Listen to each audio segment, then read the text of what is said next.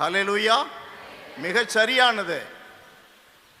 ஆனால் நம்ம செய்ய வேண்டிய வேலையில் அது பாதி தான். நம்ம சாப்பிட்றோம், நம்ம வளர்றோம், மற்றவன் நம்ம அந்த ஒரு பாயிண்ட்டை மனசில் வைக்கிறதே இல்லை. மற்றவங்களுக்கு இந்த இயேசுவை அறிவிக்கணும்.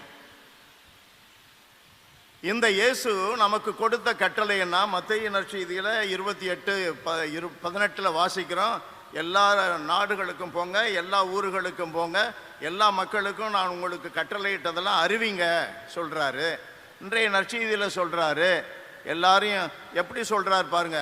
அவரே செய்து காட்டுறாரு. இயேசு நகர்கள் சிற்றூர்கள் எல்லாம் சுற்றி வந்தார், எங்கும் அவர்களுடைய தொழுகை கூடங்களில் கற்பித்தார். 72 சீடர்களை லூக்கா நற்செய்தியில் நம்ம வாசிக்கிறோம்.